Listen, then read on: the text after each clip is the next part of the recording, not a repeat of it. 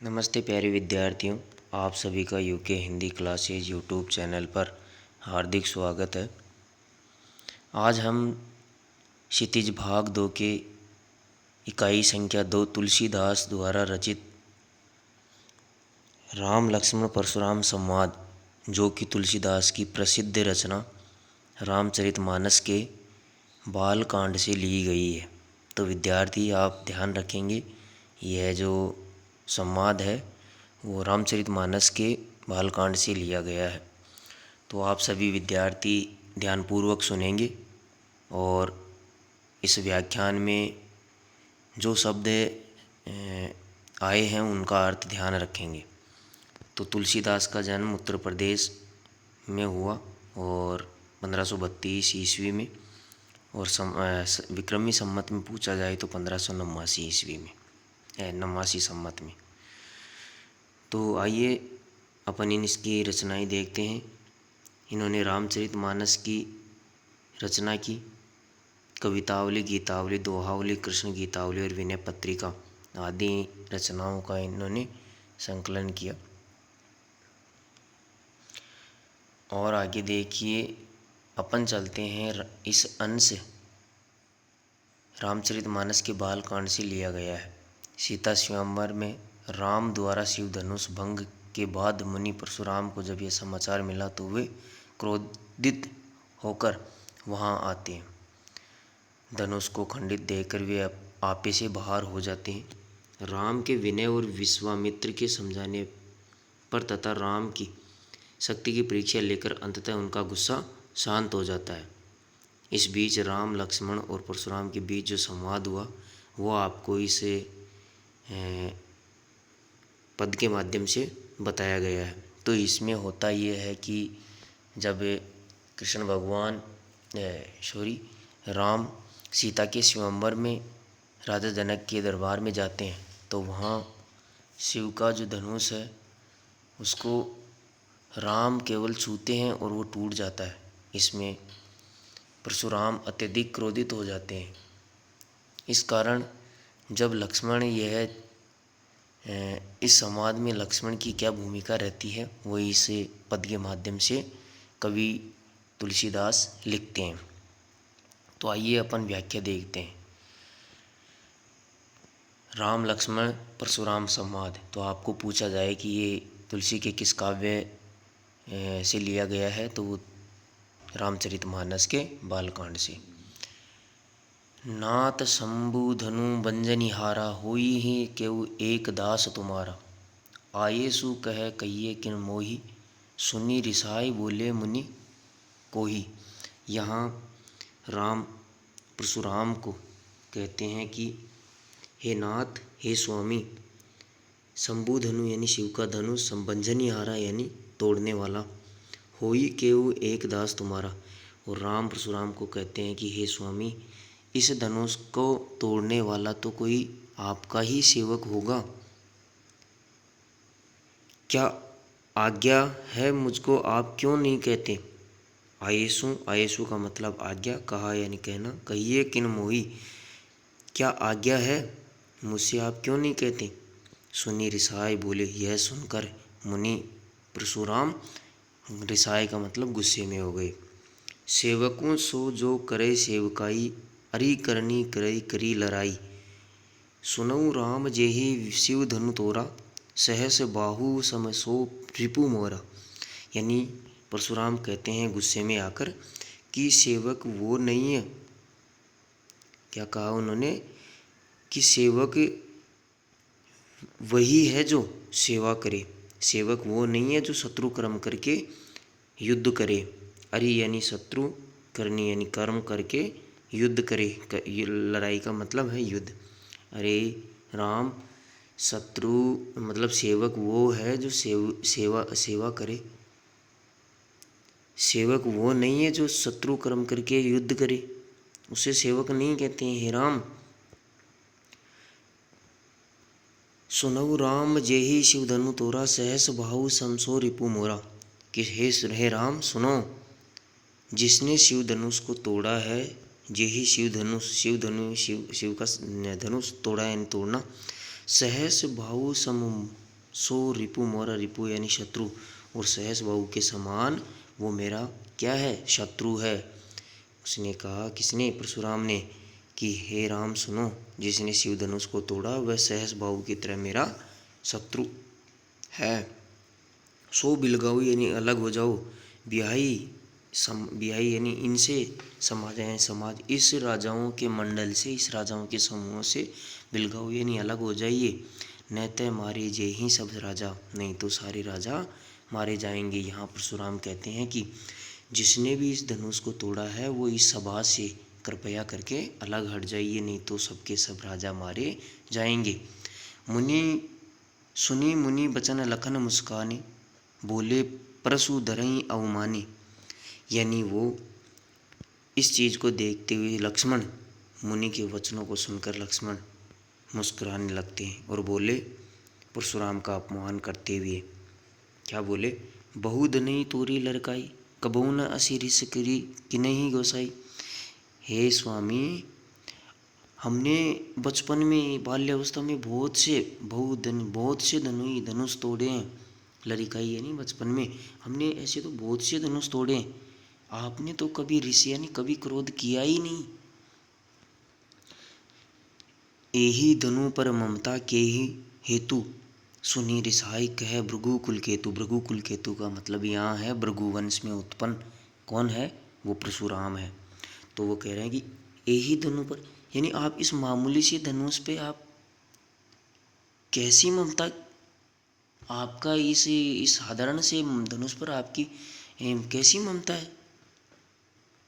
सुनी रिसा ये कह भृगु कुल केतु, और इसे सुनकर परशुराम और क्रोधित होकर बोले, रे नृप बालक काल बस बोलत तो ही न संभार, धनुई सम त्रिपुरारी धनु विदित सकल संसार। त्रिपुरारी धनु यानी शिव का धनुष, उस त्रिलोकी नाथ शिव का धनुष, इस धनुष को तो विदित यानी पूरा संसार जानता है। रे नृप बालक, हे राजा, हे राजपुत्र, तू काल बस के कारण तुझे समझ नहीं है, काल वश होने के कारण तुझे बिल्कुल समझ नहीं है। तू क्या कह रहा है, अरे ये धनुई सम, ये छोटे धनुष नहीं है, वो धनुष नहीं है, साधारण धनुष नहीं है। इस धनुष को तो पूरा संसार जानता है कि ये तो शिव का धनुष है। तू काल वश, तुझे बोलने का समझदारी नहीं है तुझे। आगे पद में क्या कहते हैं, लखन कहा हंसी हमरे जाना, सुनऊ देव सब धनुष समाना। लक्ष्मण कहते हैं हंसकर कि हे देव, हे स्वामी, हमारे समान है, हमारे लिए तो सारे धनुष समान ही हैं, इनमें कोई भेद नहीं है। का क्षति लाभू जौन जून धनु तोरे, देखा राम नयन के भोरे, यानी का क्षति यानी क्या क्षति है, नुकसान है, लाभू क्या लाभ है, जून यानी जो पुराना धनु तोड़े, अरे इस पुराने धनुष को तोड़ने से क्या लाभ और क्या हानि हुई, क्या है ये, इससे क्या हुआ। श्री राम आगे, देखा राम धन के नयन के भोरे, श्री राम ने तो इसे नए के धोखे में देखा था, लेकिन ये तो पुराना निकला। छुअत टूटत रघुपति ने दोषों, अरे स्वामी, ये तो छूते ही रघुपति के छूते ही टूट गया, उसमें श्री राम का क्या दोष है। मुनि बिनु काज करई कतरोसु, अरे हे मुनि श्रेष्ठ, आप बिना कारण ही इन पे गुस्सा कर रहे हैं आप। बोले चिते प्रसु की ओरा, रे शठ सुने स्वभाव न मोरा। रे शठ, रे मूर्ख बालक, सुन मेरो स्वभाव तूने कभी सुना नहीं क्या। अपने उस प्रसे को देखकर अपने उस प्रसे की ओर देखकर कहते हैं मुनि, क्या कहते हैं परशुराम, अरे मूर्ख, तूने कभी मेरा स्वभाव सुना नहीं है क्या, इस प्रसे का स्वभाव नहीं देखा तूने। बोले चिते, हाँ, बालकु बोली बंधो नहीं तो ही, केवल मुनि जड़ जान नहीं मोई। बालकु बोली बधो नहीं तो ही, बधो का मतलब वध, मैं बालकों का वध नहीं करता, केवल मुनि जड़ जान नहीं मोई। अगर मैं बालकों का वध कर देता तो मैं, रे बुद्धिहीन बालक, मैं तुझे बालक समझकर युद्ध नहीं कर रहा हूँ, क्या तू मुझे केवल मुनि समझ रहा है। केवल मुनि जड़ जाने, क्या तू मुझे केवल मुनि समझ रहा है? बाल ब्रह्मचारी अति कोहि, विश्व विदित क्षत्रिय कुलद्रोही। अरे मैं बाल ब्रह्मचारी तथा अत्यधिक क्रोधी हूँ, तथा संसार यानी विश्व विदित यानी संसार को पता है कि मैं क्षत्रिय कुल का द्रोही हूँ, क्षत्रिय कुल का नाश करने वाला हूँ, उनका शत्रु हूँ। भुजबल भूमि भूप बिनु कीनी, विपुल बार महिदेव दीनी।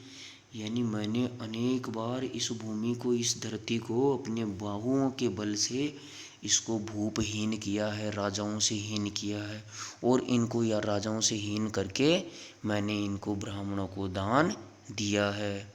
सहस भाऊ भुज छेदनी हारा, परशु बिलोक महीप कुमारा।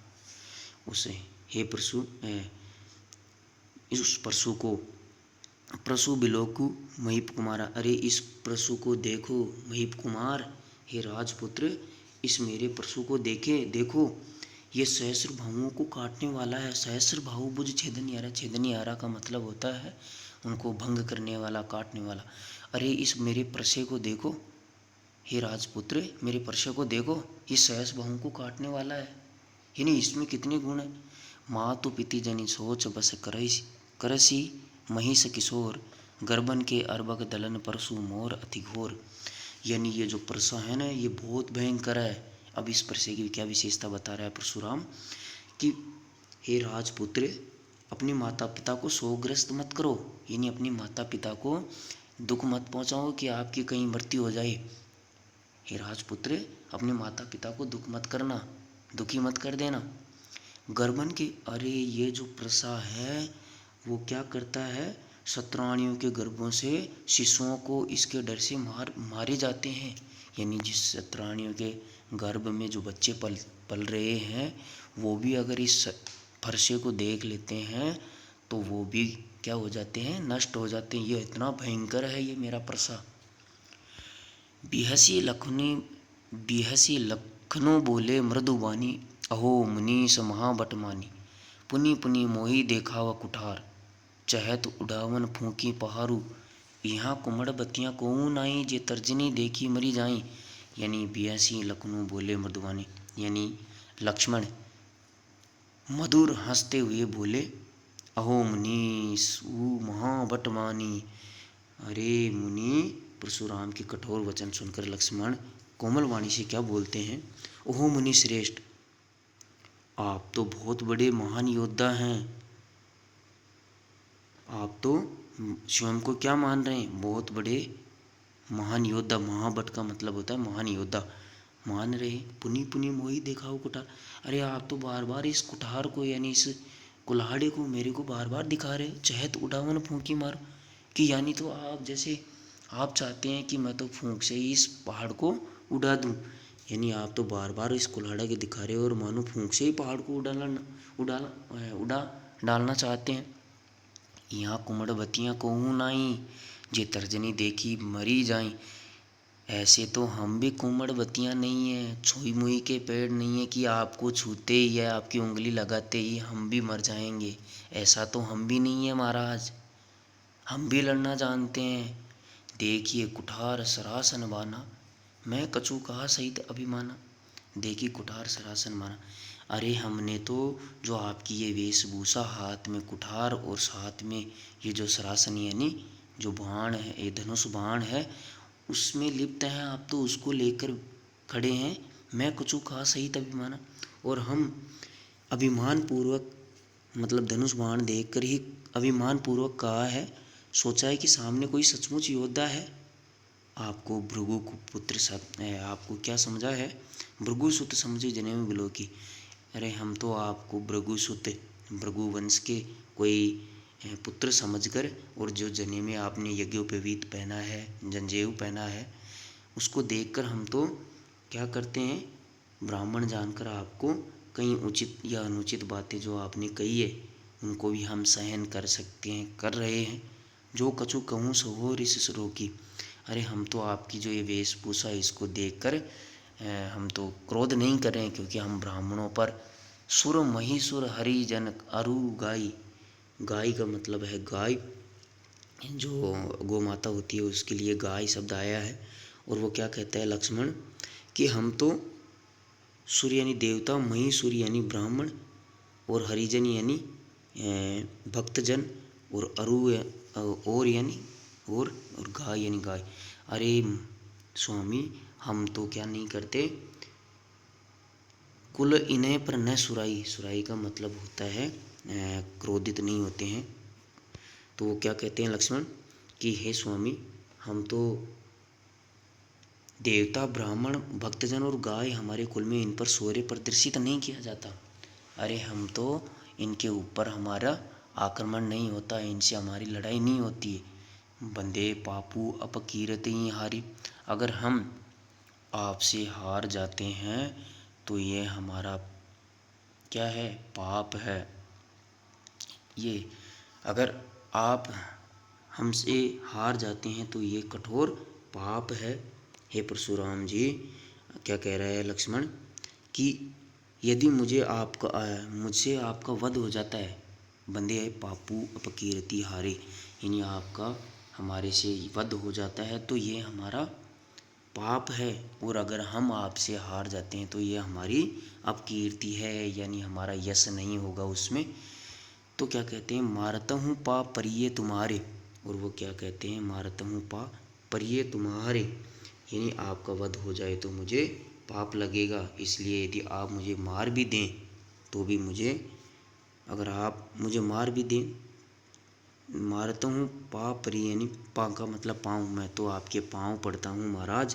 कोटि कुलिस संवचन तुम्हारा, व्यर्थ धरऊँ धनुभान, कि मैं तो तेरा दास हूँ, मैं तो आपके चरणों में पड़कर आपको क्षमा कर रहा हूँ। कोटि कुलिस संवचन तुम्हारा, आपके जो वचन है इतने करोड़ों कठोर पत्थर के समान, यानी वज्र के समान आपके वचन हैं। फिर व्यर्थ धरऊँ धनुष बाण कुठारा, अरे आपके इतने यानी आपके वचन इतने कठोर हैं तो आप व्यर्थ में ही ये जो धनुष है और ये कुठार है, ये परसा है, आपने क्यों धारण कर रखा है। सो बिलो की अनुचित कयहूँ क्षमऊ महामुनि धीर। और आगे क्या कहता है कि हे धैर्यवान महामुनि, मुझे क्षमा कर देना।